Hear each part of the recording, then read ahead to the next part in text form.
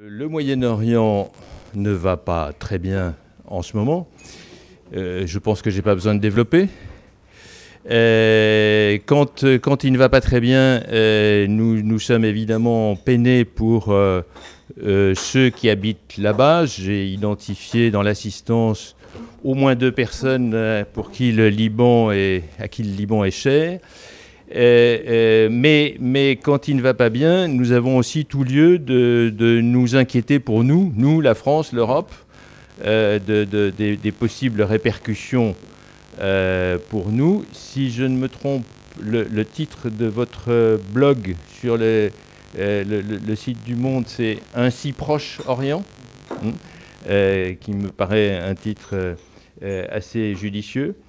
Ce qui m'a donné envie d'inviter Jean-Pierre au Club des Vigilants à l'occasion de la sortie de ce livre, Moyen-Orient, le milieu des mondes, une histoire laïque du Moyen-Orient de 395 à nos jours, c'est qu'il fait partie de ces gens qui interrogent l'histoire en ayant toujours un petit peu le présent et l'avenir en tête.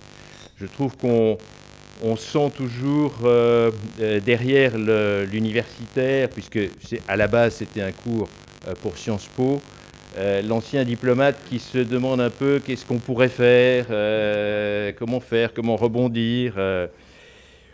J'ai envie pour vous montrer un peu le style du livre, ce qu'on y trouve, de vous lire un tout petit passage, juste, pour que vous compreniez en quoi cette manière de revisiter l'histoire est intéressante. Alors nous sommes en 1639.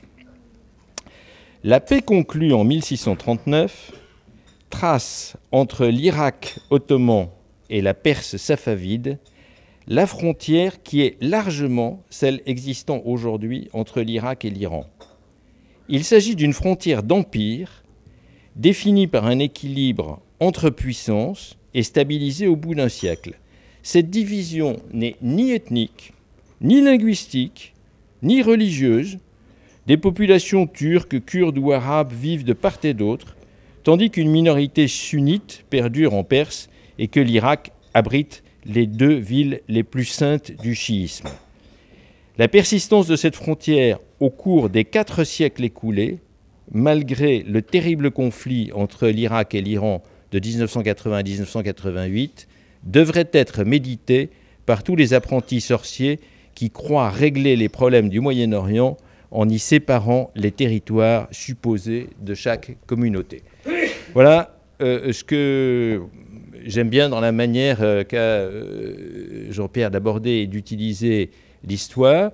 Alors, je vous recommande évidemment la lecture de ce livre, et pour ceux qui n'en auraient pas encore 2 exemplaires, Jean-Pierre en a apporté un certain nombre, et même si vous trouvez sympathique, il est prêt sans doute à signer une dédicace. Je ne vais pas vous dire que ça se lit comme un roman policier, parce que l'histoire du Moyen-Orient est un sujet touffu, mais c'est le genre, et je serais bien embarrassé, bien que je l'ai lu de A jusqu'à Z, si le professeur Fidu se lançait dans un exercice de colle l'étudiant Azra. Mais c'est typiquement le genre de livre, une fois qu'on a lu ou qu'on en a lu des parties, qu'on a envie de savoir dans un coin de sa bibliothèque pour pouvoir le retrouver quand on a des questions sur l'enchaînement des divers califats ou les états successifs de l'Empire ottoman. Il y a des cartes, il y a des chronologies, il y a des bibliographies. Voilà, le quart d'heure de publicité étant terminé, on va aborder le thème de votre intervention. Alors, je ne suis pour rien dans le choix du thème de cette intervention. J'avais d'ailleurs fait une autre suggestion. Et Jean-Pierre avait envie de traiter de ce thème de la laïcité à partir de cette idée que la laïcité est la meilleure manière de défendre, de protéger les communautés, y compris les communautés religieuses, j'imagine. Alors évidemment, ça concerne le Moyen-Orient, mais peut-être aussi peut-on appliquer ça à la France, vous nous le direz. Et moi, j'ai eu envie de... Voilà, ça m'a donné envie de l'écouter sur ce thème. Vous aussi, j'espère. Effectivement, le débat de ce matin a été inspiré, si je peux juste prendre l'exemplaire, parce que moi aussi, je vais faire de la lecture, pas de moi-même, ce serait quand même un petit peu pompeux, mais d'une citation en exergue de ce livre qui avait marqué Jean-Claude et inspiré effectivement le choix du débat. C'est une citation de Dominique Hédé, que certains et certaines d'entre vous connaissent sans doute, à la fois écrivaine, essayiste et personnalité engagée du Liban. Et que dit-elle? Elle dit « Aucune minorité ne sera protégée à l'avenir si elle ne s'inscrit pas dans un projet politique laïque. La non-séparation de l'appartenance religieuse et de l'exercice du pouvoir est une calamité. Elle compromet de facto la notion de citoyenneté, la cohésion sociale, la coexistence des différences et l'édification d'un État. » C'était dans Le Monde il y a seulement quelques mois, et malheureusement, l'évolution tragique, scandaleuse de la crise libanaise ne fait qu'apporter de l'eau à ce moulin. Alors effectivement, dans le livre que Jean-Claude a aimablement décrit, je m'emploie à proposer une histoire laïque. Alors au Moyen-Orient, on a l'impression que la laïcité, c'est quelque chose d'importé, c'est quelque chose de totalement étranger. Sauf que eh bien, la laïcité, il faut savoir qu'elle se décline suivant les pays, suivant les cultures. Et comme diplomate, un des grands défis que j'ai eu pendant près de 2 décennies, c'était, surtout aux États-Unis, d'arriver à expliquer aux Américains ce qu'est la laïcité à la française. Honnêtement, j'y suis rarement arrivé. Donc il faut savoir que cette laïcité que nous pensons acquise, déjà nous voyons les débats qu'elle suscite en France, et comment des interprétations de la laïcité se heurtent dans des controverses qui sont, disons le mot, assez impitoyables. Alors, cette histoire laïque du Moyen-Orient que je propose, évidemment, elle vise à historiciser les grands récits religieux. Les grands récits religieux, ce qui va de soi quand on parle de berceau des 3 monothéismes, mais aussi à désacraliser les histoires saintes. Et il y a des histoires saintes au Moyen-Orient qui ne sont pas forcément religieuses. Il y a l'histoire sainte de la Perse éternelle, il y a l'histoire sainte des Arabes. J'ai longtemps vécu en Syrie, où Hafez al-Assad, le père de l'actuel tyran Bachar, avait au musée national fait mettre comme légende de la tablette d'Ougarit, un des premiers exemples d'écriture qui date de près de 4 millénaires. Il avait mis quand les Arabes ont inventé l'alphabet, ce qui est absolument absurde. Il n'y avait pas d'Arabes à cette époque-là. Exemple d'anachronisme, exemple d'histoire sainte. On projette des Arabes là où il n'y en a pas. Il y a une histoire sainte de la colonisation. Il y a une histoire sainte de la décolonisation. Mais sur la question, effectivement, laïcité et minorité, là, il faut, si j'ose dire, reprendre son bâton de pèlerin. Excusez-moi, je vais avoir plein de métaphores comme ça, parce que je présentais le livre au Vatican la semaine dernière. Et justement, ils étaient très intéressés par la laïcité au Vatican, parce que, comme vous savez ou vous ne savez pas, mais le pape François considère le concept de minorité discriminatoire.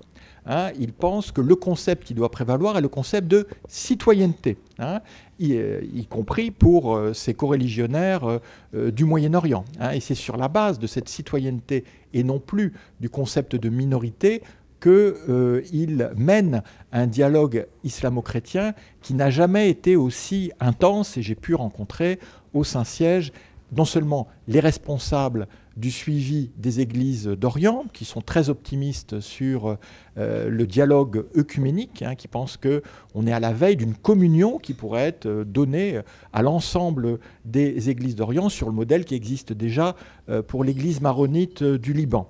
Et j'ai vu aussi les responsables du dialogue islamo-chrétien.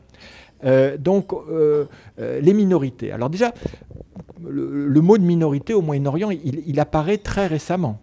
Il apparaît très récemment et il apparaît à la faveur des interventions impérialistes dont la séquence a été ouverte en 1798 par l'expédition de Bonaparte en Égypte, qui est la première et seule fois où la Révolution française prétend exporter son message hors d'Europe.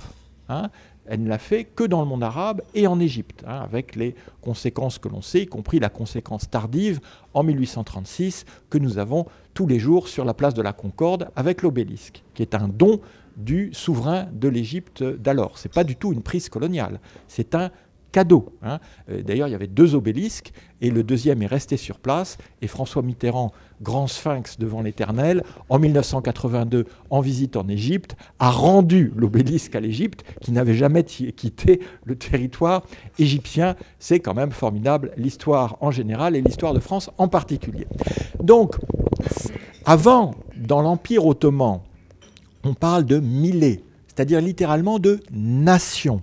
C'est d'ailleurs le terme qui est employé par les consulats occidentaux, dont le premier est le consulat de France à Alep en 1536. C'est quand même un demi-millénaire de présence diplomatique au Moyen-Orient. On parle de la nation française. Et en fait, millet, c'est un terme qu'on retrouve aussi en persan, meli, nation. Et c'est pour ça qu'on a toujours des problèmes à transcrire les notions. Et en fait, c'est la nation-communauté.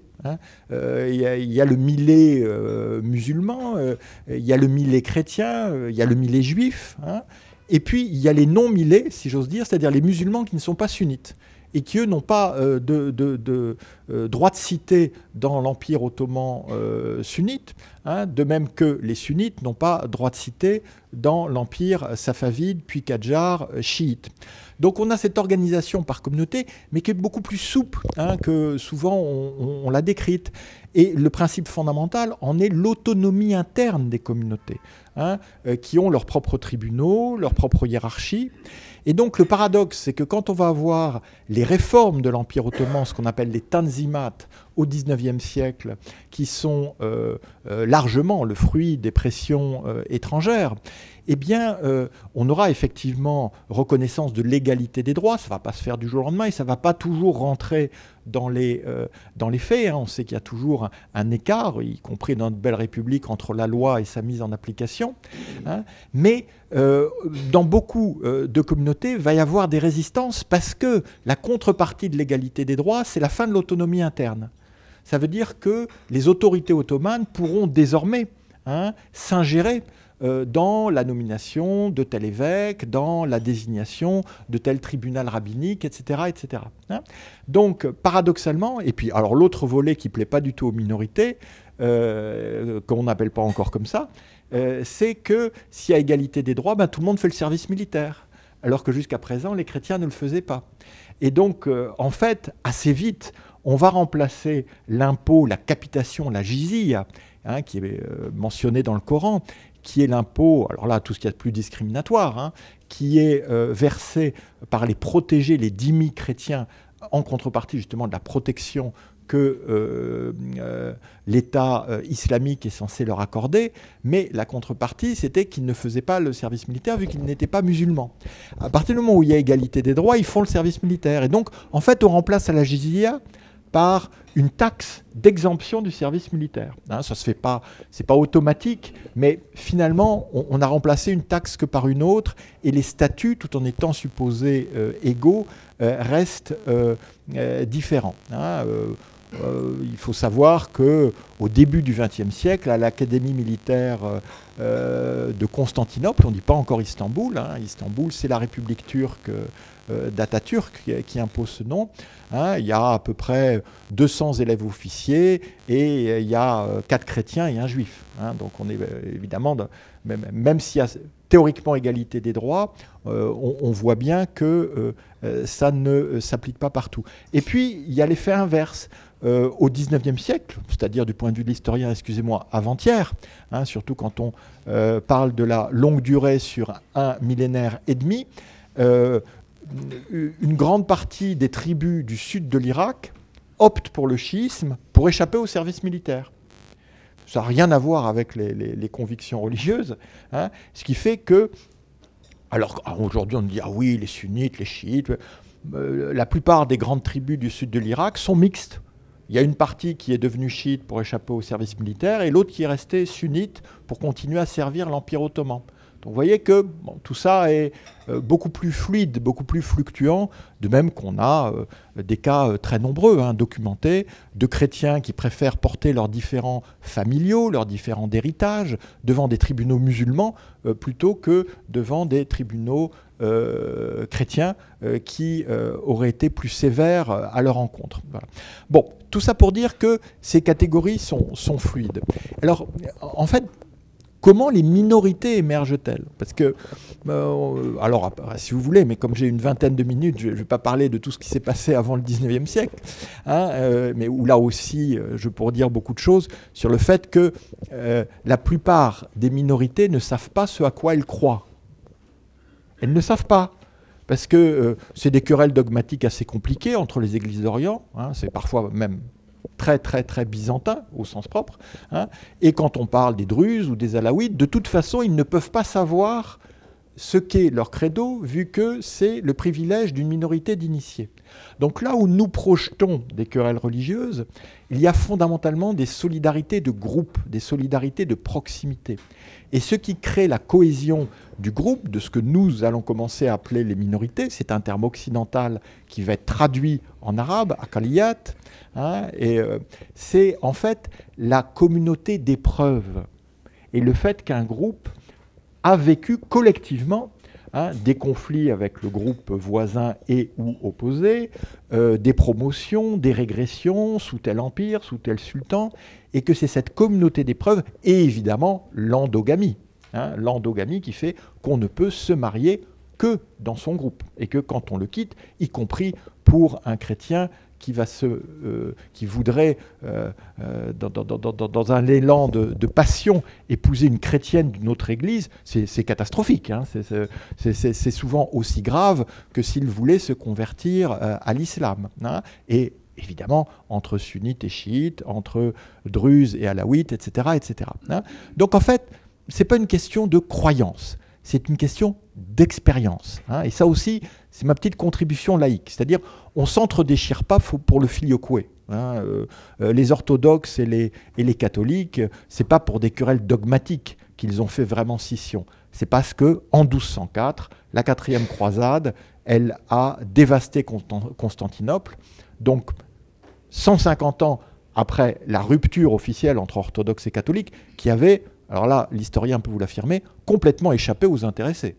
Les orthodoxes ne savaient pas qu'ils étaient devenus orthodoxes et les catholiques ne savaient pas qu'ils avaient rompu avec les orthodoxes. En revanche, quand en 1204, les Vénitiens et les croisés dévastent Constantinople, éventrent les tombeaux des saints et des évêques, pillent les reliques et installent l'un des leurs sur le trône de Constantinople, alors là, oui, il y a une rupture entre les orthodoxes et les catholiques. Vous voyez, et d'ailleurs, on les appellera les Grecs et les Latins au Moyen-Orient. Et on distinguera toujours les Roum, c'est-à-dire les Romains, mais Rome, c'est Constantinople. C'est la vraie Rome pour l'Orient. Parce qu'il faut voir que quand Constantin fonde Constantinople, Rome se porte déjà pas très bien et ne va pas tarder à être engloutie par 3 invasions barbares successives. Donc les Roum, ce sont les chrétiens d'Orient. Les chrétiens d'Occident, ce sont les Franges, ce sont les Francs. Et donc ces catégories, on le voit, elles ne sont pas religieuses, francs et romains. Mais c'est en même temps cela qui distingue en Orient les chrétiens de différentes obédiences. Donc on arrive avec, au XIXe siècle, une compétition acharnée entre les puissances coloniales, les puissances impériales, au premier rang desquelles les Français et les Britanniques, pour se partager les zones d'influence, ce n'est pas encore les dépouilles, de l'Empire ottoman. Et donc la France, elle a une carte maîtresse. Cette carte maîtresse, elle est très française, elle est autoproclamée. Elle n'a jamais été reconnue par aucune puissance au Moyen-Orient. Nous sommes la fille aînée de l'Église, donc nous sommes les protecteurs des catholiques en Orient. Jamais le moindre sultan ottoman n'a cautionné une telle prétention. Mais les Français le disent et le répètent par un phénomène d'extension. Parce qu'en fait, il y avait des capitulations, c'est-à-dire des privilèges autour des consulats français, hein, ce qu'on appellerait aujourd'hui des immunités diplomatiques, un statut d'extraterritorialité. Et comme les collaborateurs étaient des catholiques d'Orient, hein, maronites, grecs catholiques, syriaques catholiques, arméniens catholiques, et comme les consulats abritaient, hein, c'était le bon temps si j'ose dire, toutes les missions, hein, les lazaristes, les jésuites, les dominicains, les franciscains, et qu'il ne fallait surtout pas qu'ils essaient de convertir des musulmans, parce que ça aurait provoqué la rupture avec les autorités ottomanes. Donc la France a littéralement œuvré à des schismes catholiques dans l'ensemble des églises d'Orient. Hein, comme je vous l'ai dit, syriaques catholiques, arméniens catholiques et grecs catholiques, les maronites eux-mêmes étant revenus dans le giron de l'Église dès le XIIe siècle. Hein. Donc la France exhibe de ce privilège. Hein, donc les Russes disent « Ah ben nous on protège les orthodoxes », mais là ça ne marche pas. D'abord parce que ce n'est pas les mêmes orthodoxes. Hein, l'église de Russie n'est pas l'église de Constantinople, hein, c'est un jeu sur les mots. Hein. C'est la deuxième Rome et c'est la troisième Rome, c'est pas la même Rome. Hein. Et puis surtout, ça ne peut pas marcher parce que les chrétiens d'Orient, c'est un quart à un tiers à l'époque de la population de l'Empire ottoman, dont je rappelle qu'il s'étend largement en Europe. Donc leur donner un droit de protection, alors que les catholiques sont eux très minoritaires, est absolument exclu. Mais de toute façon, les Russes ont beau être un empire multinational, leur logique par rapport à l'Empire ottoman est une logique de destruction. Hein. C'est eux qui inventent le concept d'homme malade. D'homme malade qu'évidemment, il ne faut surtout pas soigner, mais à qui il faut pratiquer l'euthanasie. Hein. L'homme malade de l'Europe. L'homme malade de l'Europe, hein. On ne parle pas de l'Orient. Donc les Anglais, eux, bon, évidemment, il n'y a pas d'anglicans, il n'y a pratiquement pas de protestants. Donc les Anglais sont un peu tentés par les Juifs. Hein, ça va être d'ailleurs une des raisons de leur appui précoce au mouvement sioniste. Mais bon, là aussi, il n'y a pas beaucoup de communautés, ce n'est pas un relais. Donc les Anglais vont choisir les Druzes.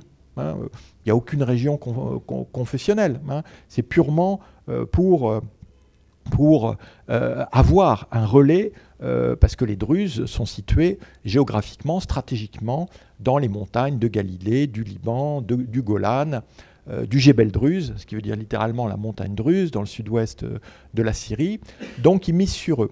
Et donc on va avoir, Gérard de Nerval le raconte magnifiquement dans son voyage en Orient, des querelles, mais vraiment, alors même pas des querelles de clochers, des querelles de chasseurs. Il dit, on chassait la perdrix, puis la perdrix est allée dans un champ druze et ça dégénérait en guerre maronito-druze. Hein. Évidemment, cette guerre serait restée localisée, ça aurait été une querelle de village dans les montagnes libanaises, s'il n'y avait pas eu les Français derrière les maronites et les Britanniques derrière les druzes. Hein. Donc je ne rentre pas dans les considérations, il va y avoir différents épisodes de crise, et puis des grands massacres en 1860 qui vont s'étendre à Damas, où, là aussi c'est intéressant au niveau de la protection des minorités, pendant que toute la presse française s'émeut du sort des chrétiens, de nos coreligionnaires en Syrie. Qui est-ce qui sauve les chrétiens de Damas? Abdelkader. Eh oui, voilà. Voilà, monsieur a des lettres, hein, merci à lui. Donc Abdelkader, hein, le vaincu de l'Algérie française, de l'Algérie devenue française, hein, qui, avec sa smala, va non seulement sauver des milliers de chrétiens de Damas, mais aussi le consul de France, le consul de Grèce et le consul de Russie, qui auraient été bien en peine d'échapper tout seul au massacre. Alors qu'évidemment, le consul d'Angleterre se porte très bien, merci, vu qu'il est généralement derrière les émeutiers. Abdelkader, on lui avait promis la liberté, il a été embastillé dès qu'il s'est rendu en 1847, et c'est Napoléon III qui l'avait libéré. Hein, il avait assisté aux fêtes de proclamation de l'Empire aux Tuileries, et c'est donc après cet acte de courage, grandement rapporté dans la presse française, qu'il recevra la Grand Croix de la Légion d'honneur. Hein, il n'aura aucun problème, tout en étant musulman, à accepter une Grand Croix. Vous ne considérez pas les nations au sens où toutes ces communautés étaient organisées, tolérées, imposées, protégées dans l'Empire ottoman comme des minorités. Le concept de minorité à protéger est une invention des puissances coloniales. Et donc, pourquoi est-ce que c'est la laïcité qui les protège le mieux? Vous savez, cher Jean-Claude, j'y viens. Et malheureusement, même si je fais très vite, on ne peut pas squeezer certaines étapes. On ne peut pas faire de raccourcis parce qu'on ne comprendra pas la construction des minorités et donc la déconstruction de la laïcité par la France laïque. Hein, donc il faut quand même avoir ce bagage. Donc après ces carnages, la France envoie un contingent qui fera des tours autour de la résidence des Pins à Beyrouth, mais réussit à imposer un statut organique du Mont Liban.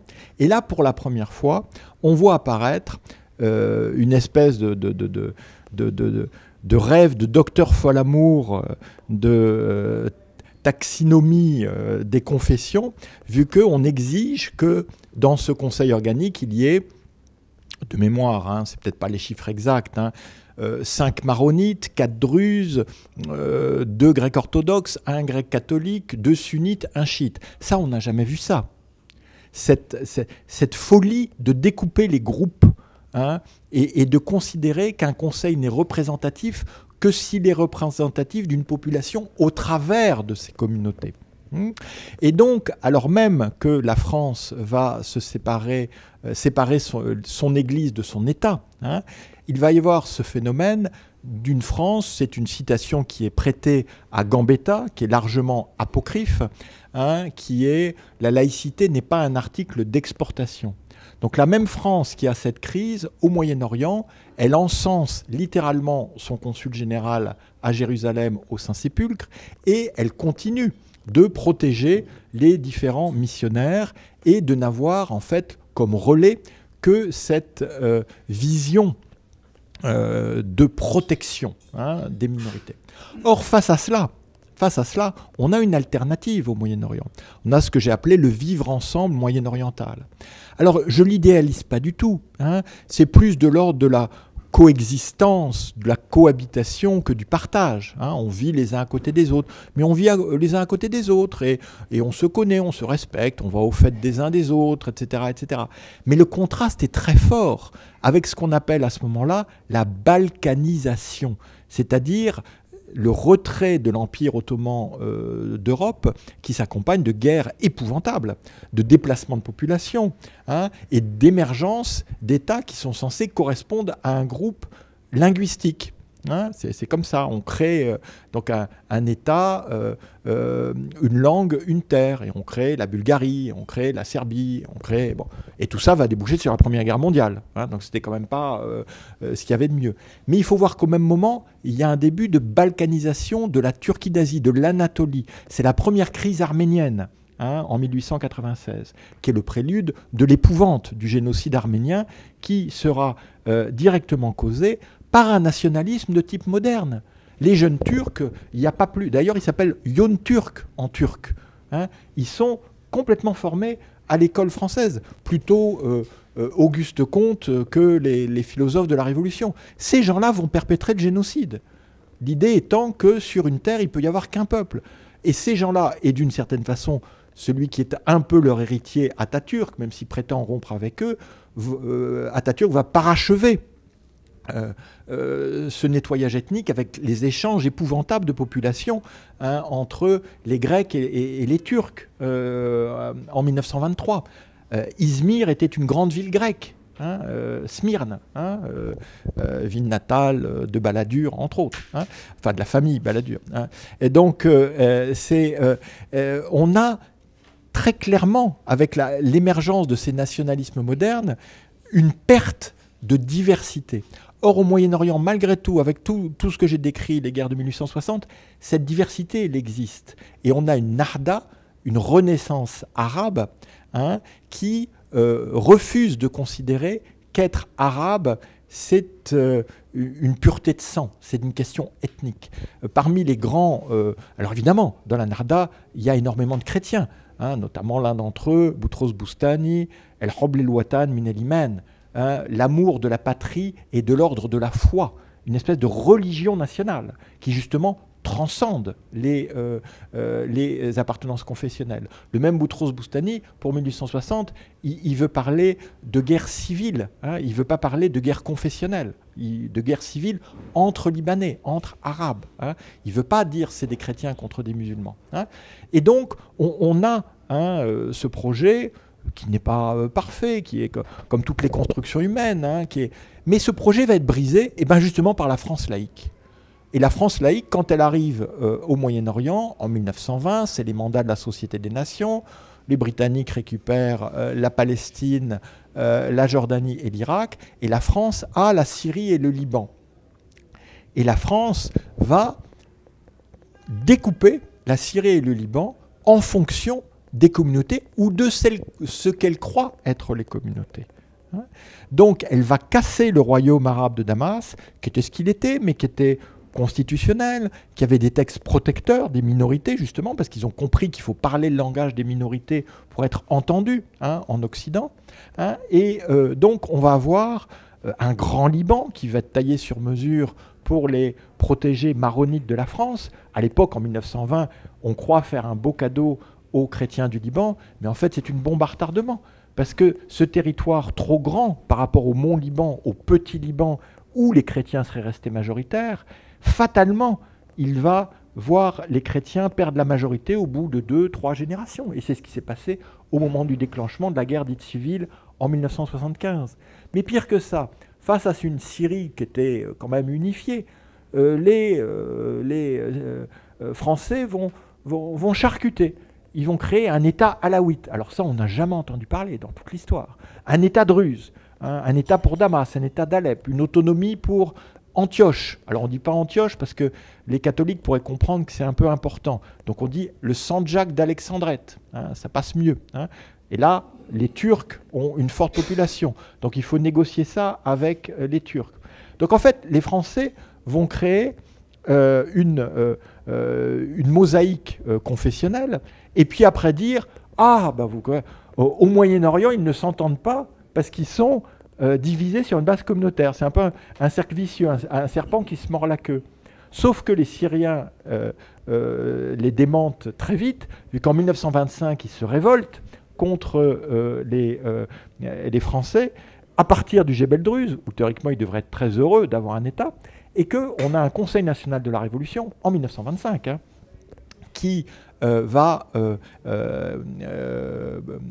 prôner une nationalité syrienne pour tous les Syriens, indépendamment des confessions, et qui va mettre en avant un drapeau à 3 étoiles, Damas, Alep et toute autre ville de Syrie où on veut rejoindre. Donc ça peut être Latakia, ça peut être Souaïda, ça peut être Deir ez-Zor, etc., etc. Alors, vous vous dites, tout ça c'est du passé. C'est exactement ce qui se passe aujourd'hui. Qu'est-ce qui se passe aujourd'hui dans la Syrie de Bachar el-Assad? D'abord, on a le même drapeau des révolutionnaires, à 3 étoiles, à partir de 2011. Drapeau qui montre que la lutte pour l'autodétermination, hier contre la puissance coloniale, se poursuit contre la dictature des Assad. Et en face, qu'est-ce qu'on a? On a un régime qui, évidemment, ne veut pas que les Syriens soient unis, alors que le slogan phare des manifestations pacifiques en 2011, c'était « Wahed, Wahed, Wahed, Sharp Souri, Wahed », le 1, le peuple de Syrie est un. Mais non, évidemment, Assad va monter, les Alaouites contre les Sunnites, les uns contre les autres, parce que c'est beaucoup plus simple.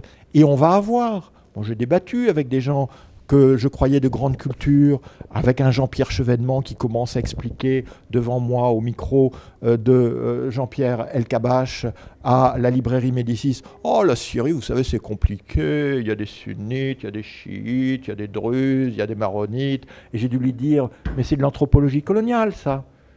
Évidemment qu'on n'arrivera jamais à quelque chose si on reste coincé sur ce qui était fondamentalement une création du mandat français.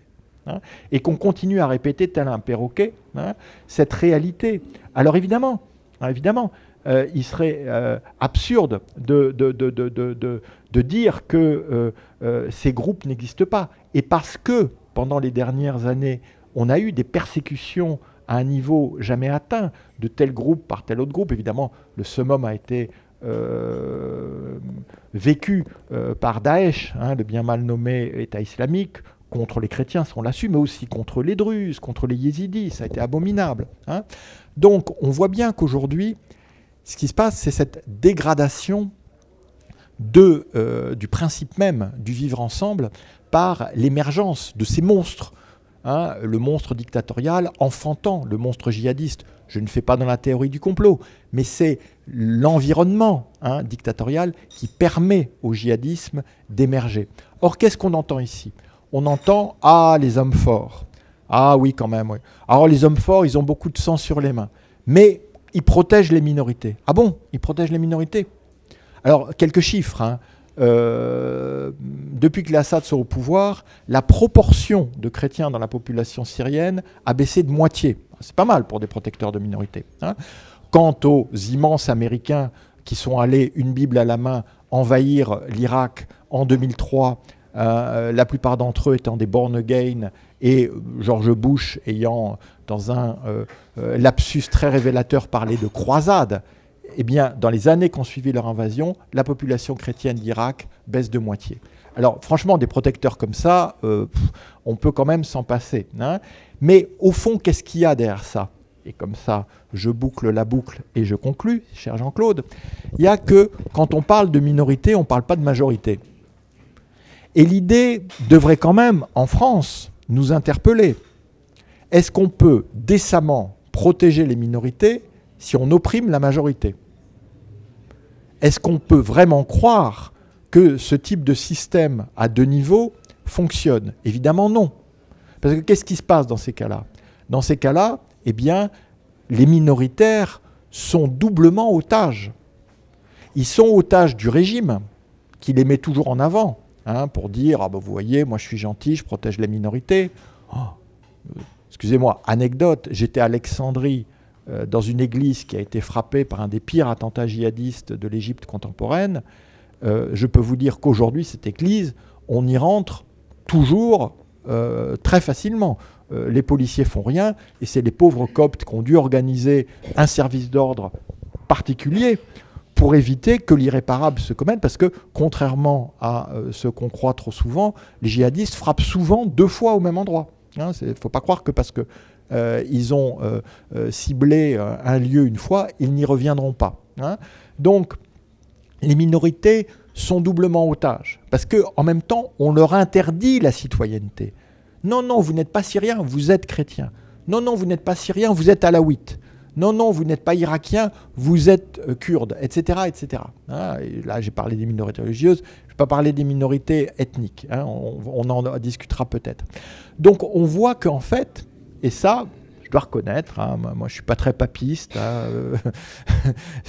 je garde mes convictions pour moi, mais le pape François, là-dessus, il est beaucoup plus en avance que le débat français, parce qu'il dit que la seule solution, c'est la citoyenneté, c'est la sortie par le haut, c'est le fait qu'il y ait effectivement des droits pour tous et non des discriminations qui se voudraient positives, mais qui finissent toujours par être au détriment de groupes exposés, menacés, minoritaires, qui ont besoin plus que tout autre d'un état de droit. Hein, et c'est sur ce message quand même d'espoir, et qui je crois correspond à la philosophie de votre club, que je conclurai ce propos liminaire. Est-ce qu'on a des exemples positifs dans la région aujourd'hui ou pas? Et d'autre part, si je comprends bien, ce que fait le Vatican va au-delà de la parole et de la pensée du pape François. Il y a des réunions, il y a une mécanique qui s'est mise en marche. Quelles sont ses chances d'aboutir à quelque chose d'intéressant, de concret? Oui, le pape combien de divisions. Mais alors, d'abord, il faut savoir qu'aujourd'hui, le Moyen-Orient vit une période épouvantable qui, pour faire très simple, est la conséquence directe du détournement des indépendances par les dictatures en place. Détournement des indépendances qui s'est produit après la Deuxième Guerre mondiale et au nom, soi-disant, de la lutte contre Israël, par en fait des armées qui étaient humiliées face à Israël et qui se sont vengées contre leur propre peuple. Donc, ces systèmes-là sont complètement dans la logique confessionnelle, minoritaire que l'on voit aujourd'hui. En revanche, il y a une période qui a été occultée par l'histoire de ces régimes, par l'histoire officielle. On a dit oui, c'était corrompu. Alors, quand on connaît le degré de corruption des régimes en place, ça fait quand même un peu sourire. Mais toute cette période de l'entre-deux-guerres, où on a eu un parlementarisme, alors que c'est comme tous les parlementarismes, hein, c'est imparfait, c'est inabouti, mais on avait une presse relativement libre, au Caire, à Beyrouth, à Damas, à Bagdad. Et là, on a des chrétiens partout, on a même des juifs dans des positions de responsabilité. Le Premier ministre qui parle au nom de la Syrie à la conférence de fondation des Nations Unies à San Francisco, c'est Fares el-Khoury, c'est un chrétien. Hein. Mais littéralement, à ce moment-là, on ne le met pas en avant. Hein. Quand il y a le premier congrès arabe qui se tient à Paris en 1913, on a pu, nous, par les patronymes, identifier un tiers de chrétiens, 2 tiers de musulmans, mais à aucun moment ça ne figure sur... c'était pas mis en avant. Justement, on est dans le contraire, l'opposé de ce qui est aujourd'hui la plaie du système libanais. On voit bien qu'au Liban, on ne peut pas exister par ses mérites pour une fonction, mais on doit être membre d'un groupe, d'une confession pour accéder à tel ou tel poste. C'est la négation de la citoyenneté. Et on voit qu'au Liban, comme en Irak, en 2019, hein, des manifestations dans des systèmes très confessionnels ont regroupé des membres de tous les groupes pour justement demander un État civil, ce qui, Daoula Madaniye, ce qui à mon avis est la bonne traduction en arabe d'État laïque, parce qu'il faut voir que justement laïcité, c'est un terme qui a été très discrédité par la violence inouïe des dictatures, et en particulier du Baas en Syrie comme en Irak, qui se prétendait laïque, qui en fait fonctionnait de manière confessionnelle, mais qui du coup a dégradé le principe même de laïcité. Donc il demande État civil, mais cet État civil correspond, hein, c'est la traduction concrète de notre conception de la laïcité. Jusqu'où peut aller le Vatican pour faire bouger? Alors, le Vatican est déjà allé très loin, vu que le pape, comme vous savez, a fait un voyage en Irak historique, où il a rencontré longuement la plus haute autorité du chiisme, hein, l'ayatollah Sistani à Najaf, alors qu'auparavant, le dialogue islamo-chrétien était largement limité aux sunnites. Donc ça, c'est pour ce dialogue. J'ai rencontré l'évêque d'origine jordanienne qui s'en occupe depuis un quart de siècle. Et il y a en fait, comme il n'y a pas de Vatican dans l'islam, hein, donc le Vatican a il a en fait une vingtaine de canaux différents avec une vingtaine d'autorités musulmanes différentes. Hein, voilà. Mais très largement au Moyen-Orient. Hein. Et alors c'est très important. Alors vous dites combien de visions, mais très important parce qu'il faut savoir que toute la propagande des djihadistes, toute la propagande des fauteurs de haine, elle parle des croisés. Donc à partir du moment où celui qui est censé être le chef des croisés, hein, le pape, hein, et celui qui est à la pointe du dialogue, c'est un peu l'équivalent de Jacques Chirac s'opposant à l'invasion en Irak. Évidemment, il n'a pas pu empêcher l'invasion en Irak.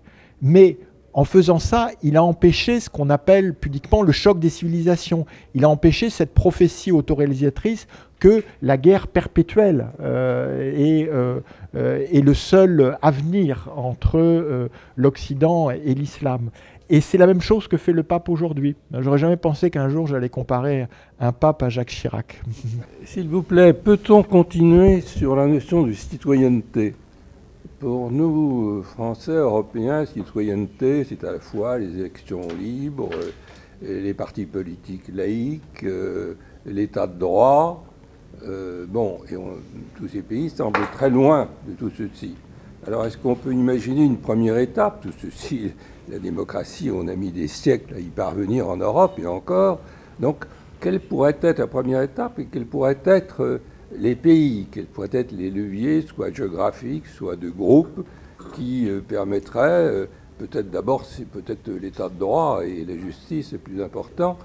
Comment voyez-vous ce processus général, ou au contraire avec des îlots où la notion de citoyenneté pourrait s'épanouir? Je vais vous livrer un scoop. Les femmes et les hommes au Moyen-Orient ne sont pas différents d'ici. Ils ont les mêmes aspirations, ils ont les mêmes espoirs, ils veulent vivre libres, ils veulent que leurs enfants aient un avenir. C'est universel. En revanche, ce qui est particulier au Moyen-Orient, c'est la violence inouïe qui est exercée à l'encontre de ces aspirations universelles. Violence des régimes en place et, je me permets d'insister, violence de la complicité passive ou active des pays étrangers qui considèrent que justement ils seraient différents. Vous dites, faudrait aller par étapes. Mais, cher monsieur, il y a eu des expériences de pluralisme, de parlement, d'élections au Moyen-Orient il y a déjà un siècle. Hein, et elles ont été détruites par les régimes en place aujourd'hui. Donc, ce qu'il faudrait plutôt, c'est trouver des moyens de limiter la tyrannie, de rappeler l'état de droit qui sont les aspirations générales hein, de ces peuples. C'est au nom de cela qu'ils sont descendus avec un courage inouï, parfois d'ailleurs chemise ouverte pour montrer qu'ils n'avaient pas d'armes, dans les rues de Damas, du Caire, de Sanaa et d'ailleurs. Et qu'est-ce qu'on a fait? Rien. Hein, non seulement on les a tués 2 fois, on les a même tués 3 fois. On les a tués une fois en ne les aidant pas, hein, on les a tués une 2e fois en disant qu'on allait les aider. Et j'oublierai jamais que quand j'étais à Alep avec les révolutionnaires, sous les bombardements, les Syriens qui sont un peu profondément hospitaliers, même sous les bombardements, ils me disaient gentiment, faut dire, moi j'étais gentil aussi, j'étais quand même là avec eux sous les bombardements. Hein. Ils me disaient, les Russes, ils aident leurs amis. Hein. Sous-entendu, pas vous. Hein. Et puis quand ils étaient un peu plus énervés, ça restait très gentil, ils disaient, ne dites plus jamais que vous allez nous aider pour nous abandonner. Parce que là, vous nous mettez à mort 2 fois. Mais on les a tués une 3e fois. Parce que écoutez la petite musique médiatique, c'est de dire les gaz à Damas, ça peut pas être Bachar el-Assad. Les massacres, c'est une provocation. Les manifestations, tout ça a été tourné dans des studios du Qatar. La Libye, etc., etc. Donc, comme si leur révolution n'avait jamais existé. Et actuellement, Facebook, au nom de je ne sais quel privilège de censure, est en train littéralement d'effacer une partie de la mémoire des révolutions arabes en considérant que les pages Facebook de tel comité au sud de Damas, de telle association au Yémen, véhiculent de la propagande terroriste, hein, parce qu'ils ont été signalés par Assad, par les uns ou les autres. Donc voilà, hein, avant depuis la terrasse de l'école militaire de décider ça peut marcher là, ça peut marcher là, ça peut marcher là, tout simplement comprendre qu'actuellement, au moment où je vous parle, il y a des Soudanaises et des Soudanais qui sont en train, avec un courage extraordinaire, de faire face à un coup d'État à l'ancienne. C'est la 3e fois depuis l'indépendance de leur pays qu'on essaie de leur voler leur expérience démocratique. Et qu'est-ce qu'on fait? Qu'est-ce qu'on fait pendant que, avant-hier, ils ont eu 15 morts officiellement, sans doute beaucoup plus, hein? Et qu'est-ce qu'on fait? Eux, ils sont là, hein? Ils ont tout, ils ont un Premier ministre qui est un ancien du FMI de la Banque mondiale, qui est un économiste que même Emmanuel Macron considère comme étant extrêmement chevronné. Hein, ils ont tout. Ils n'ont pas besoin qu'on leur apprenne. Hein. Ils ont juste besoin qu'on desserre l'étau de leur bourreau. Et là, il y a beaucoup à faire. Je voudrais d'abord vous remercier pour votre présentation et ensuite revenir sur le cas du Liban, parce que c'est un cas que je connais. Moi, j'ai vécu 10 ans au Liban. Vous avez évoqué tout à l'heure les mouvements révolutionnaires avec cette volonté d'afficher une citoyenneté qui soit en dehors de tout cadre confessionnel. Ma question, c'est de savoir en fait quel espoir pour l'émergence de cette volonté citoyenne qui est surtout manifestée à travers les jeunes générations, dans la mesure où ces jeunes générations n'ont ni le pouvoir politique ni les moyens financiers, on va dire, de pouvoir dépasser toute cette politique de clan. Et plus largement sur la notion de citoyenneté, est-ce qu'il n'y a pas une réflexion à mener sur ce que représente le bien commun qui n'existe plus finalement dans ces cadres communautaires et de revoir aussi le cadre du politique, pas de la politique au sens où on va essayer de garder un pouvoir, mais du politique véritablement. Qu'est-ce que le politique est en relation avec la citoyenneté ? D'abord, hein, bon, vous avez compris que je suis quand même un peu en empathie avec les sociétés arabes, avec les jeunesses arabes, par mes étudiants, par mes anciens étudiants, par le temps que j'y passe, par le fait que je suis très sensible à la culture populaire, au rap, aux clips, à toutes ces choses-là. Donc très souvent, il y a un langage politique, mais qu'ici on ne prend pas au sérieux parce qu'il émerge des stades de football, il émerge justement des rappeurs. Et avec tout ça, je suis resté complètement ébahi, admiratif de l'éclatement en octobre 2019, à la fois au Liban et en Irak. Hein. En Irak, ils ont eu 600 morts hein, déjà, les manifestants. Hein. Soit tués par les milices pro-iraniennes en plein défilé, soit battus devant chez eux pour vraiment terroriser l'ensemble du quartier. Hein.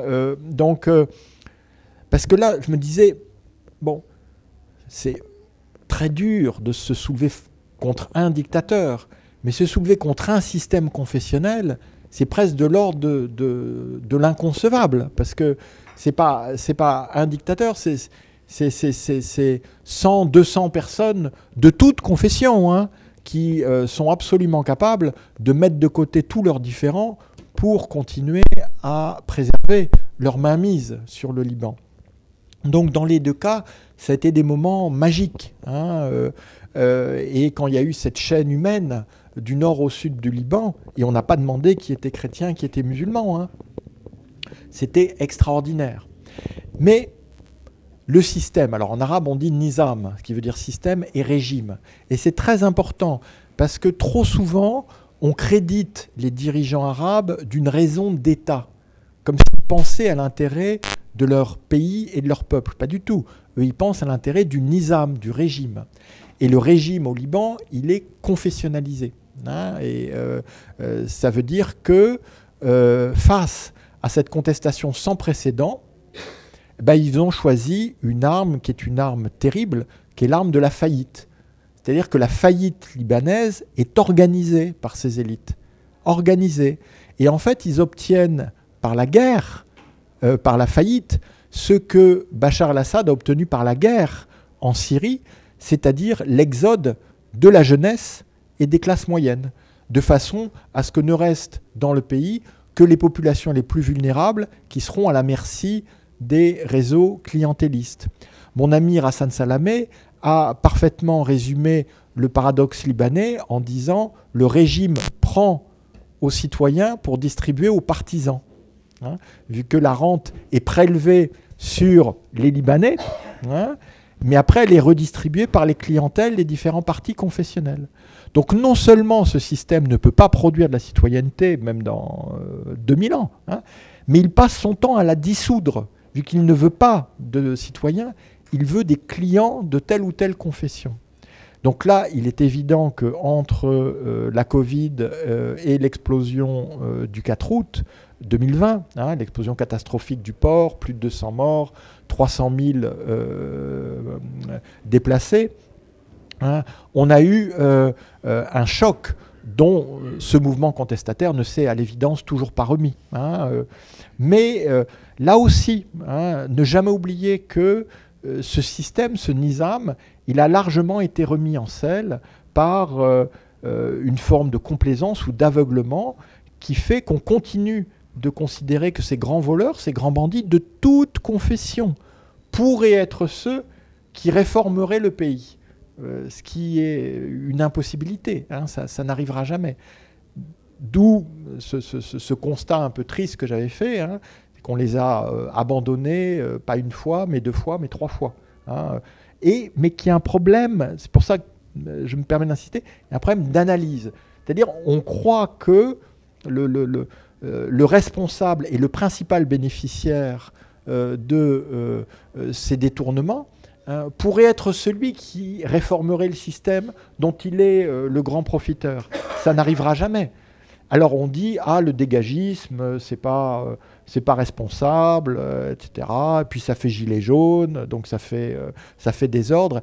Mais il faut comprendre que pour eux, le dégagisme, c'est presque un cri de survie. Ils ont besoin que le système dégage juste pour continuer à vivre. Mais voilà, tout ça était bien sombre. Mais de toute façon, hein, ces jeunes, ces peuples ont pour eux le nombre, l'espace et le temps. Alors que tous les systèmes en place sont en faillite. Tous. Et on voit bien, le Liban est un cas d'école. Chaque fois qu'il faut renflouer le Liban, il faut mettre 2-3 fois plus que ce qu'on avait mis la fois d'avant. Parce que ce sont des systèmes en faillite structurelle. Donc, face à ça, peut-être qu'un jour, hein, en employant justement la voie de la citoyenneté, en regardant ce que ces femmes et ces hommes veulent et non pas ce qu'on projette de leur supposé désir, on aura de nouveau la réouverture d'un horizon politique.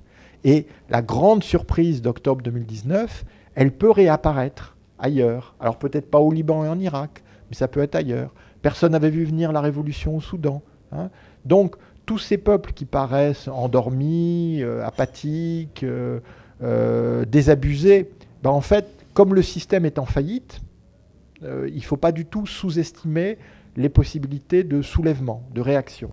Oui, moi je suis très intéressé par le sort de la Syrie, plus que du Liban. Il y a tout de même eu 1 ou 2 millions, 3 millions, on ne sait pas très bien, de Syriens éduqués, qui sont passés dans nos pays. Alors comment imaginez-vous le scénario d'un retour à la paix de la Syrie et du retour d'un certain nombre des Syriens qui sont aujourd'hui dans nos pays, France, Allemagne notamment? Alors j'aime bien le France-Allemagne notamment. La France a accueilli 10 000 réfugiés syriens, l'Allemagne 100 fois plus. Hein. Pour le pays des droits de l'homme, c'est pas mal, hein, comme voilà, la comparaison s'impose. Hein, et je rappelle que le droit d'asile n'est pas censé être subordonné au diplôme. Hein, que voilà, on est censé accueillir des gens qui sont dans la détresse, même quand ils n'ont pas bac++. Hein, voilà. Donc, effectivement, la question est là. Bon, je rappelle les chiffres. Hein, la Syrie, un peu plus d'une vingtaine de millions d'habitants, 7 millions de réfugiés, 6 millions de déplacés internes, donc plus de la moitié des Syriens en exil intérieur ou extérieur, hein, et un demi-million de morts, minimum, hein, minimum. Ce qui veut dire un demi-million de morts, au moins 1 million de blessés graves. Hein, et durable, blessés, mutilés, etc. Bon. C'est une catastrophe abominable. Je rappelle ces chiffres, hein, parce que très souvent, on euphémise. Et les Syriens euphémisent. Hein. Les Syriens, quand on leur demande « est-ce que ça va ?», ils vous répondent « ça ». C'est difficile. Quand c'est difficile, ça veut dire que leur maison a disparu, que leur mère est en train d'agoniser. Ils disent ça, c'est difficile. Comme ils ne se plaignent pas beaucoup, du coup, on n'entend pas hein, cette voix autant qu'on devrait l'entendre. Hein. Pour trouver un équivalent à une telle catastrophe, il faut remonter aux invasions de Tamerlan en 1400. Hein. Donc tout ça n'a rien de moderne. Au contraire, il n'y a rien de plus archaïque que ce qui est en train de se passer. Alors, l'avenir de la Syrie, c'est très simple. Comme toujours, hein, c'est Assad. Et tant qu'Assad restera, il n'y aura pas d'avenir pour la Syrie. C'est comme ça.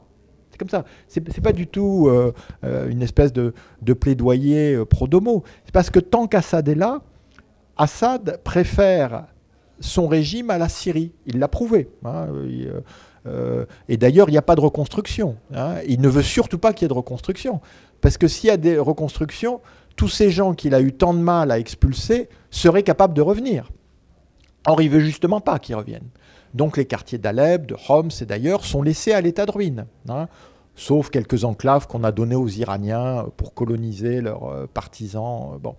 Mais donc, la question, elle est là. Alors, actuellement, il y a aussi une petite musique. Ah, ce serait bien de normaliser avec Assad. Alors, moi, je connais hein, Bachar al-Assad. J'ai connu son père. J'ai été 3 ans chargé d'affaires à Damas. Donc, je les ai pratiqués. Je peux vous rédiger par avance le compte-rendu de la première audience que Bachar al-Assad accordera à quelque émissaire occidental. Ça ne sert à rien. Hein, ça ne sert à rien. Il dira rien d'intéressant et on ne pourra rien construire dessus. hein. Donc normaliser ne sert à rien, hein. Donc il faut déjà évacuer cette... normaliser ne sert qu'à verser encore un peu plus d'argent dans les poches de cette bande de mafieux, hein, qui actuellement... Alors, pour vous dire, ils ont une perversité, moi ils m'épatent à chaque fois. Je crois toujours avoir vu le pire. Là, ils ont mis au point un système de carte à puce qui fait que chaque Syrien, quand il touche ses sacs de riz, eh ben, ils arrivent encore à prélever de l'argent dessus, la famille Assad. Ils sont démoniaques, hein, et là, leur grand truc, c'est le Captagon. Je suppose que vous n'en consommez pas du Captagon. C'est donc l'amphétamine dont l'Arabie Saoudite est le plus gros consommateur mondial. Et là, actuellement, il y a une crise terrible entre le Liban et les pays du Golfe, qui est largement due au trafic du Captagon. Mais en fait, c'est du Captagon syrien, hein, et qu'Assad refile au Liban pour être exporté via le Hezbollah dans le Golfe. Donc voilà. C'est des mafieux, c'est des mafieux. Ils ne bougent pas, ils ne donneront rien. Donc aujourd'hui, qu'est-ce qu'on peut faire? Eh bien, voilà, là aussi, je vous livre un deuxième scoop. Il y a une zone d'interdiction aérienne en Syrie. Vous savez ce que les réfugiés avaient demandé pour ne pas devenir réfugiés. Elle existe, sauf qu'elle est dans le cadre de la coalition contre Daesh. Il y a à peu près un tiers du territoire syrien où les avions, les hélicoptères d'Assad, qu'on détruit partout ailleurs, sont interdits. Dans cette zone, qu'est-ce qu'on a? On a les Kurdes qui sont censés avoir créé un paradis sur Terre qui s'appelle le Rojava, où il y a des conseils. Bon, tout ça, c'est la projection de l'idéologie d'un parti qui s'appelle le Parti des travailleurs du Kurdistan, le PKK, qui était marxiste-léniniste, pro-albanais, etc., etc., et qui a un certain nombre de relais dans les médias français, mais qui n'a pas les racines sur place. Eh ben, on va dire Raqqa. Raqqa est encore en ruine. Raqqa, le berceau de Daesh. Raqqa est toujours en ruine. On a dépensé je ne sais pas combien de milliards pour bombarder Raqqa, pour en faire fuir Daesh. On n'est pas capable de le reconstruire. Eh bien, voilà, c'est assez simple, hein. Tous ces milliards de la reconstruction dont il ne faut pas donner un centime à Bachar el-Assad, qu'on fasse de Raqqa un paradis sur Terre. On peut. Vous vous rendez compte, le symbole, la ville où est né le monstre djihadiste, on en fait le symbole de la reconstruction, hein. Et alors que là, c'est une ville qui est arabe, hein. Là, le PKK a ouvert des écoles en kurde. Ah, c'est bien, ouais, ça, vous imaginez comme c'est populaire, du coup, hein. Vous imaginez, du coup, comme les gens disent, ah, ben vraiment... voilà, entre Daesh, les Kurdes, les bombardements, comment voulez-vous qu'ils aient l'impression d'être libérés? Donc il faut que cette libération, elle se traduise en actes. Et on a l'argent, hein. Mais là, on a l'impression que la seule chose qui nous importe, c'est que les Kurdes gardent les quelques dizaines de femmes et les quelques centaines d'enfants dans leur prison pour qu'ils ne reviennent surtout pas en France. Voilà. Donc on pourrait être beaucoup plus proactif. Et on n'a pas besoin de demander la permission à Poutine, on n'a pas besoin de demander la permission à Biden. L'Union européenne a des mille et des cents à dépenser pour la reconstruction en Syrie, hein, et on va voir bientôt la présidence. On fait ça demain, on crée à Raqqa, on introduit une dynamique, parce qu'évidemment les gens de Raqqa vont commencer à rentrer. Si les gens de Raqqa vont commencer à rentrer, les gens d'ailleurs vont commencer à rentrer. Mais il faut être clair, ils ne rentreront jamais sous le régime Assad. Alors j'ai la question de quelqu'un qui suit les échanges en ligne. Peut-on dire que la France continue de se poser en protection des minorités chrétiennes ? Quelle politique de rechange a-t-elle choisi? Non, la France, enfin la France officielle, la France du président Macron, elle ne se pose pas en protectrice, elle se pose en puissance dont l'histoire la rend plus sensible que d'autres, hein, au drame des chrétiens d'Orient. Quand Emmanuel Macron va en Irak récemment, il fait une visite historique, hein, il va dans un sanctuaire chiite accompagné du Premier ministre irakien. Il va à la mosquée de Mossoul où avait été proclamé le califat le pseudo-califat de la terreur. Mais il va aussi avec les dominicains dans l'église de Mossoul qui a été reconstruite avec un retour de la communauté chrétienne. Et ça, j'ose pas dire c'est de l'ordre du miracle, parce que vous direz que en fait je suis plus papiste qu'il n'y paraît.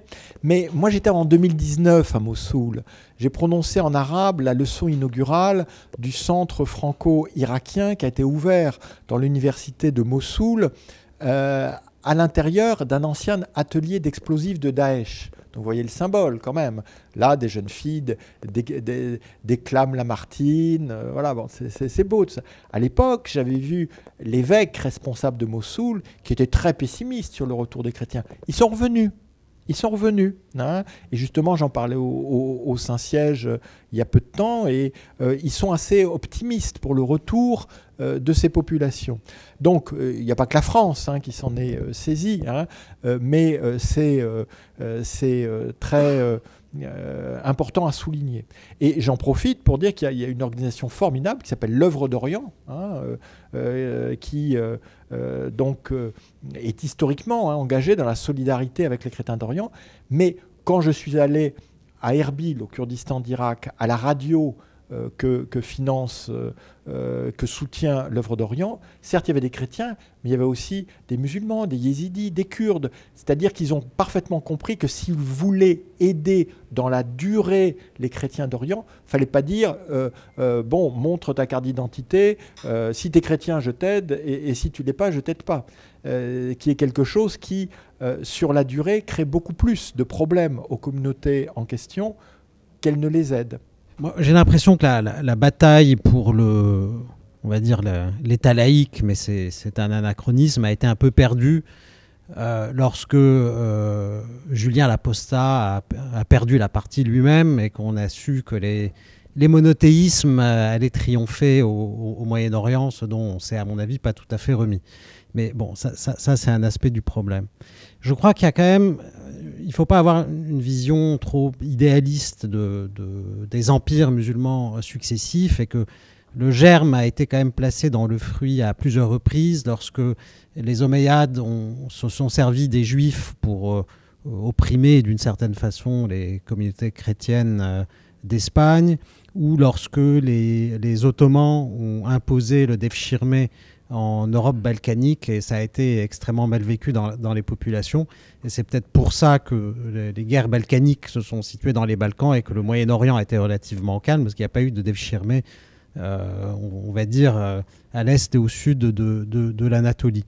Mais au-delà de cette histoire qui est un peu lointaine, je crois qu'il y a quand même un attachement des communautés chrétiennes du Moyen-Orient, notamment envers la France, qui a été trahie. Moi, j'ai le souvenir, par exemple, de mon grand-père, qui, dans l'Empire ottoman finissant, a refusé, a déserté lorsqu'il a été conscrit et qu'il a dû effectuer son service militaire sous l'autorité d'un officier prussien dans l'Empire ottoman. Et il est rentré chez lui après avoir traversé le Taurus sous la neige.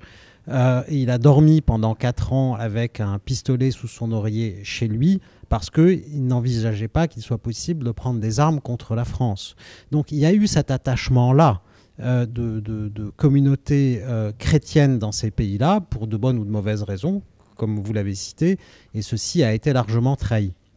Alors, au sens de l'espoir, il faut quand même se souvenir qu'en 1978, lorsque les Israéliens rentrent au sud du Liban, c'est l'évêque de Tyr qui se met sur la route en face des blindés de Tsahal et qui dit « Je protégerai la population de Tyr, qu'elle soit chrétienne ou musulmane, et vous, les troupes israéliennes, vous ne rentrerez pas dans Tyr, dites-moi quelles sont vos exigences et on va essayer de s'arranger. » Et il a eu tout le soutien de la population de Tyr, qu'elle soit sunnite, chiite ou chrétienne à ce sujet. Donc il y a eu ces mouvements-là dans la population, et ces liens existent encore lorsqu'on va au niveau local et qu'on s'échappe des discours nationaux, etc. Concernant Dominique Eddé, je ne suis pas du tout d'accord avec elle, parce que je ne crois pas... Si vous avez affaire à, je sais pas, à Daesh ou à Assad ou à je ne sais pas qui, et que vous lui dites « Moi, je suis un minoritaire et je suis laïque, donc vous ne pouvez rien contre moi », je crois que ça n'empêche pas de se faire égorger, malheureusement. Et donc, je crois que l'avenir qui va se présenter pour ces populations, il est, comme vous le dites, dans la jeunesse. Et dans la jeunesse libanaise aujourd'hui que j'ai la chance de côtoyer, il y a une volonté d'annihiler, est-ce que ça marchera ou pas, je n'en sais rien, mais cette différence confessionnelle, et les gens disent ce n'est plus le problème aujourd'hui, on veut passer à autre chose. Est-ce que ça va fonctionner? Je ne sais pas. Mais en tout cas, s'il y a un espoir, il est effectivement ici. Bonjour, donc moi je voulais juste savoir si aujourd'hui il y a des canaux qui ne sont pas religieux et qui permettent d'avoir des appuis par rapport à des volontés, j'allais dire, locales, d'être laïque. C'est-à-dire que quand on cherche à avoir des relations avec le Moyen-Orient, ça passe beaucoup par des organisations religieuses. Donc est-ce qu'il y a aujourd'hui des points d'appui ou des ponts possibles avec des organisations locales? Parce qu'on ne va pas faire de l'ingérence quand même. Oui, non, mais partout, hein, partout. Donc, comme c'est local, ça veut dire qu'à chaque fois, ça prend une forme différente. En Syrie, c'est les conseils locaux, hein, le Tansikiyat, les coordinations locales. Hein, puis ça peut être des ONG diverses, de défense des droits de l'homme, de défense de l'environnement, de défense des droits des femmes. Il y en a partout dans le monde arabe. Hein, et elles sont partout sous pression, hein, si ce n'est même sous le feu. Mais oui, ça existe partout, bien sûr. Hein. Il ne s'agit pas de créer ex nihilo quelque chose qui serait la projection de nos rêves d'occidentaux. Voilà. Mais il y en a partout. Hein. Mais il faut aller les voir. C'est pas... Voilà, il faut travailler avec eux. Et la plupart d'entre eux, ils ne parlent pas forcément français. Alors que justement, dans les églises, l'encadrement catholique est souvent francophone. Donc à la fin, la communauté linguistique finit par consolider une communauté d'intérêt. Donc ça veut dire qu'il faut aller au-delà. Mais il y en a partout, partout. Les gens du Moyen-Orient ne sont pas différents de nous. Hein. Vous avez cité différents pays. On parle du Liban, on parle de la Syrie, le Soudan, l'Égypte. Vous n'avez pas parlé de la Libye. Ne croyez-vous pas qu'aujourd'hui, on se trouve devant un patchwork dramatique et totalement différent de ces pays? Syrie, Liban, chrétiens d'Orient. Soudan, influence des différentes tribus. Vous avez cité le Premier ministre, Hamdok, qui est effectivement remarquable, qu'on a éliminé. L'armée se maintient au pouvoir. L'Égypte vit un régime militaire et l'armée est populaire comme jamais auprès de toute l'Égypte, de tous les Égyptiens. Ils adorent leur armée. La Libye, les influences tribales sont catastrophiques. On va voir ce que vont donner les élections dans les tout prochains jours. Alors comment arriver à une solution je dirais globale? C'est impossible. Le régime de Assad, que tout le monde a critiqué, avoué au Yéménis, eh bien, maintenant, il commence à être reconnu par certains pays arabes. Les Émirats ont renoué avec la Syrie. Comment voyez-vous une miraculeuse solution, particulièrement au Liban ou en Syrie? Bon, les historiens sont assez bons à prédire le passé. Hein, donc, ça va pas être... je ne serai évidemment pas à la hauteur de vos attentes. Mais... Moi, ce que je conseille et ce que j'essaie de nourrir simplement, c'est une forme d'empathie. Voilà. Et je crois que c'est déjà fondamental. L'idée que le destin de ces femmes et de ces hommes se passerait sur je ne sais quelle planète Mars et ne nous concernerait pas, c'est non seulement une vue de l'esprit, mais on a vu qu'en 2015, avec la vague terroriste et la crise des réfugiés, eh ben, quand on ne s'occupait pas du Moyen-Orient, ils s'occupaient de nous, hein, et de la pire façon. Donc il n'y a pas une solution.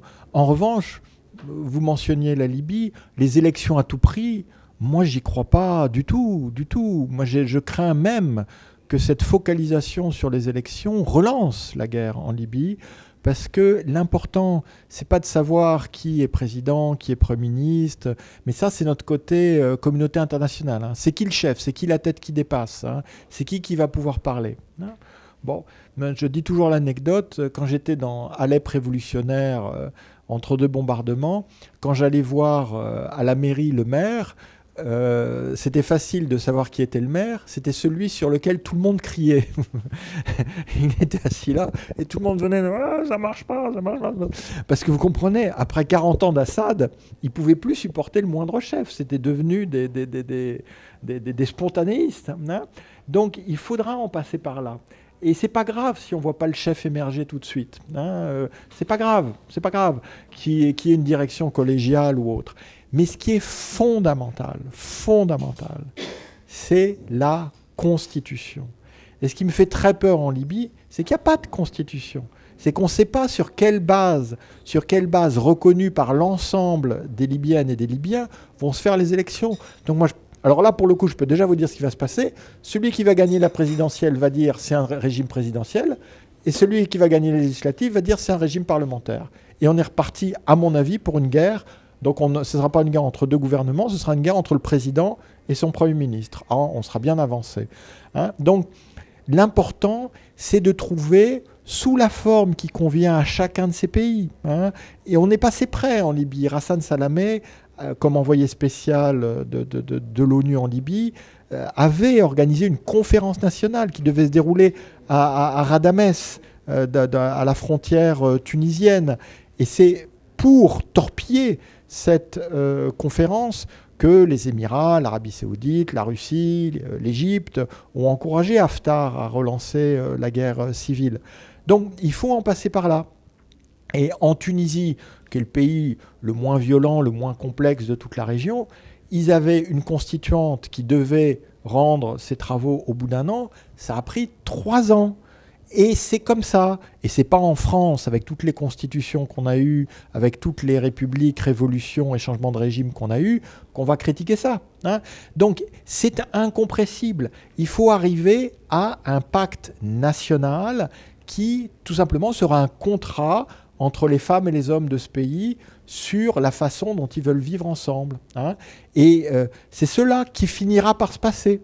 Parce que sinon, on ira de crise en crise, de putsch en putsch, de guerre en guerre. Chaque crise sera pire que la précédente. Chaque guerre engloutira plus de vie et plus d'argent que la précédente. Parce qu'il faut retrouver la légitimité, et c'est ce que j'essaie d'expliquer dans le livre, c'est le droit à l'autodétermination. Et sous prétexte que c'est ce droit à l'autodétermination, il est demandé, exigé contre un dictateur du même pays, on ne comprend pas que c'est aussi une lutte de libération. Hein, et que en fait ce sont les mêmes logiques que les luttes de libération nationale, et à mon avis ça devrait amener aux mêmes dynamiques de solidarité, ou en tout cas, comme je l'ai dit, d'empathie. En tout cas, merci beaucoup à toutes et tous pour votre attention, pour vos questions et pour la richesse de ce débat.